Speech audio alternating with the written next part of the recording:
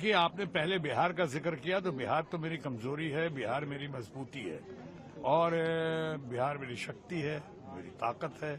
तो आपने बिहार के बारे में कहा या कोई बातें हुई हैं जो लुभावना लगी, जो अच्छी लगी, बढ़िया लगा, वो अच्छा लगा मुझे कि जाहिर एक साथ साथ ये भी महसूस होता है कि चुनाव की घड़ी है, तो कहीं वही सोच कर तो चुनावी बजट पेश नहीं किया गया और खासकर बिहार को फोरफ्रंट में लेके।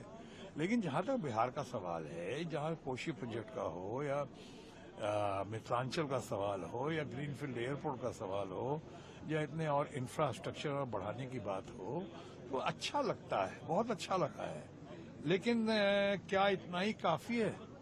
क्या बिहार में उन्होंने पहले कितनी बड़ी बड़ी स्पेशल पैकेज की बात की थी, क्या हुआ उसका?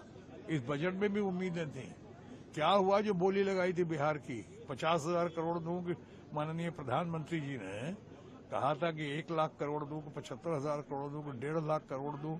क्या हो गया उसका? उसके बदले उसकी तुलना में, स्पेशल पैकेज इन बातों की तुलना में, ये बजट का ये जो लोक लुभावना बजट बिहार को देख के पेश किया गया है, वो मुझे लॉलीपॉप समान दिखता है उसकी तुलना।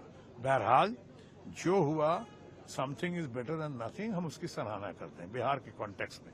अब रही बात सैलरीड क्लास को, अच्छा है, जानते सैलरीड क्लास को वोट ये देने का मतलब है कि आप वोटर्स पर नजर रख रहे हैं, इसलिए मैंने कहा चुनावी बजट है। ये तो बहुत पहले से हमारी मांग थी, एक्सपेक्टेशन थी कि सैलरीड क्लास को बढ़ना चाहिए। वहां पे वो 5 लाख और 7 लाख और 10 लाख हम लोग तो कह ही रहे थे, 15 लाख कम से कम होना चाहिए, चलो 12 लाख हुआ। हम उसकी प्रशंसा करते हैं सीतारामन जी की भी और प्राइम मिनिस्टर ऑफिस की, पीएमओ की, जिसने ये बजट बनाया है, prime minister honourable prime minister Narendra Modi के गाइडेंस में, हम उसकी तारीफ करते हैं। लेकिन बिहार के मामले में आप कहें तो थोड़ा डिटेल्स देना, बहुत जगह नहीं डिटेल्स दिया है, वहां डिटेल्स नहीं दिया गया है। सैलरीड क्लास के मामले में सैलरीड क्लास तो वाकई सबसे ज्यादा सफरिंग या सबसे ज्यादा कंज्यूमर्स या सबसे ज्यादा जो कंट्रीब्यूशन अगर देश के ग्रोथ में आता है तो वो सैलरीड क्लास का आता है, वो मिडिल क्लास का आता है, पुअर क्लास के साथ साथ सबसे ज्यादा चाय भी वही पीते हैं, सबसे ज्यादा तादाद भी उन्हीं के पास है। इन लोगों को मिला के 50% जीएसटी तो वो देते रहे हैं, हमारे 30-40% से ज्यादा पुअर हमें देते रहे हैं।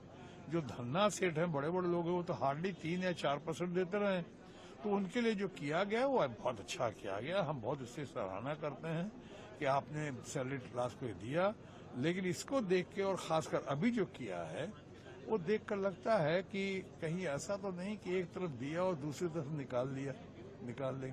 सो अभी बहुत सारी बातों को स्टडी करने की जरूरत है, हम स्टडी कर रहे हैं। बहरहाल हमारी शुभकामना।